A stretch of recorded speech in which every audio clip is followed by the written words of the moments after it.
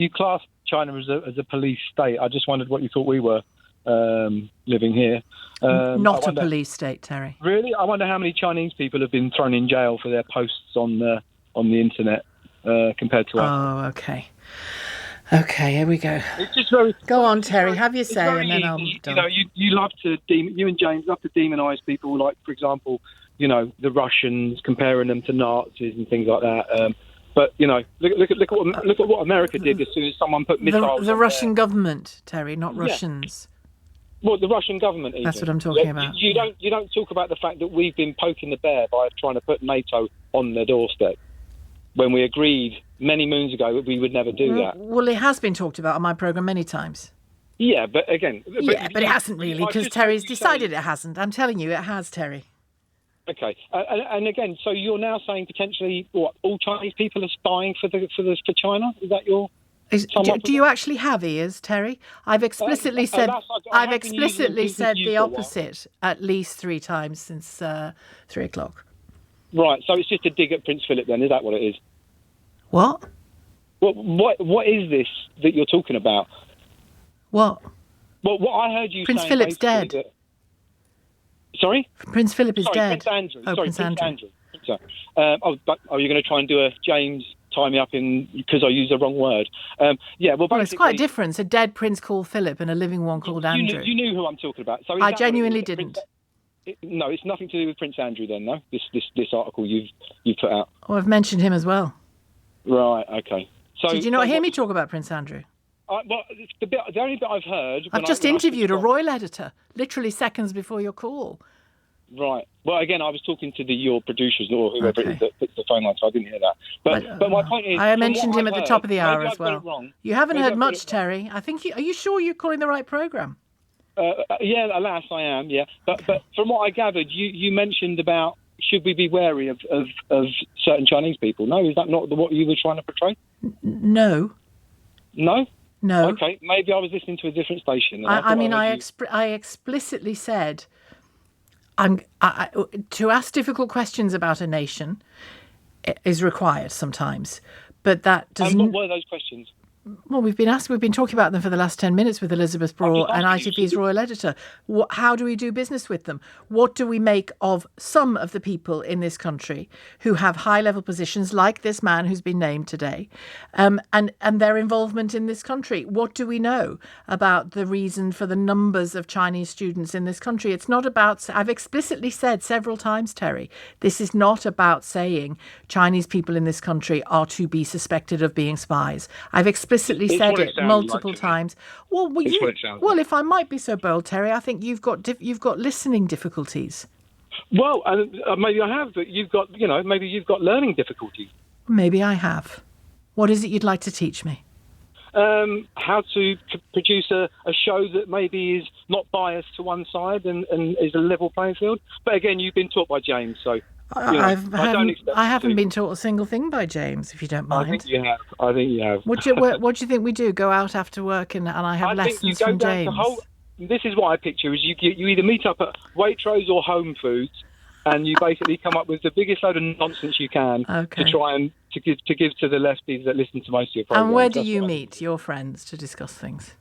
I use the telephone. Do you? I don't need to try and poison thousands of minds with my own bias. Or bile. Terry, do you understand what reporting is? Yeah, I do. Do you? Yeah, I do. I've been doing it all afternoon. You're supposed to report the truth. Well, you're not supposed to come up with your own agendas on the way you want to push what things. lie have I told about today's story? So are you saying to me now that the modern... Listen, the reason all these tin pot... No, it's focusing on China. Focusing on China. Because if I opened it up to you telling me what you think of everything I talk about, you would just berate me for an hour, which I don't personally... I don't personally want to hear it, and I don't think our listeners want to hear it. I'm talking about China. What have I lied about China this afternoon? I've asked questions more than... I didn't say you'd lied about China. I said that from the short bit of you said I'm not telling the truth.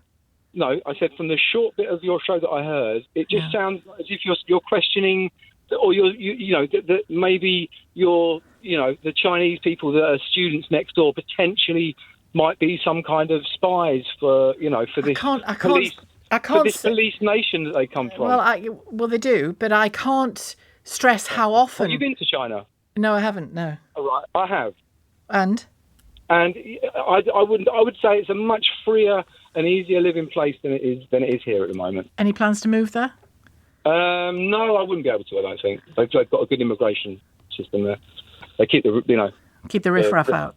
Exactly. Yeah. Exactly. Is that why you couldn't go there? I wouldn't be able to go there. No. Okay. Is that why you've never been? What? To China. What? Because they're trying to keep me out? Yeah. I mean, there are levels, But...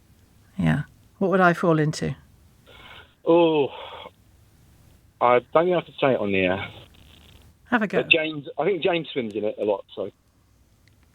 Say again? I think James swims in it, But if you could freely go there, would you, to live instead of here? Yeah. 100%. A one-party socialist republic led by the Chinese Communist Party, in which the party is everything. Okay, so again, Russia prisoned about 300 people last year for posting things online. England prisoned, I believe it was around 3,500, 4,000 people for putting stuff online. So, you don't think we're in a police state, or that's what you tell your, the people that follow yourself. But, really, do you really think so? So what would you call that? That people are getting thrown in jail and that, murderers and rapists or God knows what are being let out so that there are spaces for these people. Or am I imagining that? It's confusing, isn't it? That the law isn't a straight line. It's confusing sometimes. Well, no, it is. It's quite. Oh, and it gets it wrong sometimes as well, Terry. Well, no, the law isn't asked, but it depends who's controlling. Not always. Well, I mean, that saying goes back. So ideally you'd like to live in what? A lawless one-party communist state? No, I'd just like to live somewhere where you wouldn't potentially be thrown in jail for saying something in a forum, and then the next day, or an old lady of 78 be arrested in Downing Street for protesting about the fact that, children were stabbed to death. That's the kind of world I'd like to live in. The business of me not telling the truth in the last 25 minutes, I'm still not clear what I haven't told you. Well, apart from anything else, no, like I said, mainly I've been asking questions, Terry, rather than giving a view. So I'm only going on the bits of your show I heard, and it seemed that you were casting an aspersion that potentially people that are here. But can we agree that we've put that to bed, because I have literally said, and thanks to you, I've now said it about 7 times, that isn't what I'm saying. So it's a bit of a pointless subject then, isn't it, really? But are you prepared to say you're sorry for telling me I've been telling untruths? No, because I think, and I don't blame you for it, you're only earning a living, but I think you're governed by there are certain things you have to put out there. Who am I governed by? Again, I don't know, but there's definitely... I'm not governed by anybody, Terry. I'm governed by one thing, well, maybe 1.5 things. I'm governed by the law when I'm on air, and I'm governed by Ofcom standards. Okay. So there would be no influence. There's nothing that someone could whisper in your ear that has to be talked about. Absolutely not. Okay. I've got it all wrong then. Who do you think is whispering in my ear? I wouldn't know. I really wouldn't know. Have you got any ideas? No, nothing. Again, I don't know how the infrastructure of the radio. Well, do you want me to tell you? For example, you've got in America. You've got again, just to be, and again, forgive me. I'm not the most literate person in the world, but you've got 2 main channels in America, right? One of them's is it CNN or whatever that are right wing, and the others are left wings, and they both come up with their own. You got Whoopi Goldberg, spouting stuff on one of them, and The View. So that's my point, is that the show you work for, I would say, is left-wing. Would you? Extreme left-wing. Would you really? Yeah, 100%. That's interesting, because I'm actually not. You don't think James is? I don't want to comment on James. That's my rule. I don't talk about. I don't talk about other presenters when I'm on air. No, I'm not asking you. It's my programme now. Okay, all right. But anyway, it's just my opinion. I've got nothing personally against you. I enjoy listening to the debates, but But you said you didn't know how the programme works. Do you genuinely want to hear what happens in my day? Because they're very similar each day. Do you want to hear it? Okay, so say a big... yes, please. I'll tell you. I wake up... Let me just tell you. I'll tell you about my morning, because that's what leads to the programme that you've had the misfortune to hear today. I wake up in the like it. All right. I wake up in the morning in my lovely warm, cozy bed. Okay. I stand up and my back hurts. I go and have a shower and brush my teeth. I go and make an urgent cup of tea after that, and some nutty brown toast with banana on, which my producer constantly skits me about, right? So that's so far so good.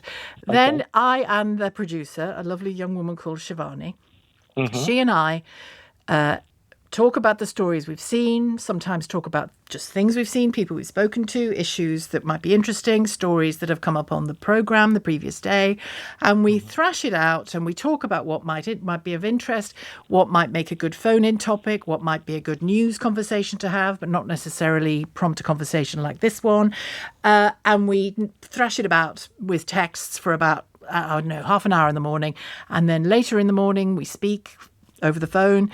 And we see how the news has developed that morning. So, for example, if this guy had been named earlier, this Chinese alleged spy, if he'd been named earlier, we'd have decided much earlier that we were definitely going to have the conversation we're having now at 3:00. But that's it. Nobody rings me. Nobody tells Shivani what she should and shouldn't force me to do. People will sometimes say, oh, by the way, we've seen this story and we think it would be great on Sheila's programme. See what you think, see what she thinks. That's the end of it. Nobody is beating me round the head with a club telling me what to put on the radio. Never. Okay, then I've got it right. Again, Never. Let me just, you've explained it perfectly and that's great how it works. But for me, my imagination of what I imagine it's like is basically that, some articles you're not to touch. So, for example, the horrific stabbings that happened in was it Portsmouth? I forget the exact name of the place, but on the beach. Sorry, on the beach of the two women. No, the little girls that were murdered. And it's Southport. Southport. Sorry. Okay, right. You've thrown down the gauntlet here. I had a tip-off about that story having happened, not about to happen, obviously, about 10 minutes before everybody else got it. And we did not hesitate to go live with that story as soon as we had confirmed it. We've talked about it pretty solidly throughout the summer. We will give full coverage to the trial and the details that come out in the trial. We've had reporters on the ground in Southport at the time and subsequently. We've reported on the royal visit there that happened. We've reported on subsequent elements that have emerged of the case. We've reported on the family's progress. Is there anything else we should be reporting on that case that you haven't heard? No, okay. I've not heard you personally talk about that. You really must listen more carefully, Terry. So the things I heard, though, the things I did hear, Sheila, were the things of such the saying, he was a Christian, he was born in this country, he was a local lad. And these things have all come... Well, no, you've read them on social media. You wouldn't have heard me saying that because there was a very early arrest. And when an arrest happens and charges are brought, you don't typically go into detail about the individual and you don't go typically into detail about the case, any case, once it's active and there's a trial.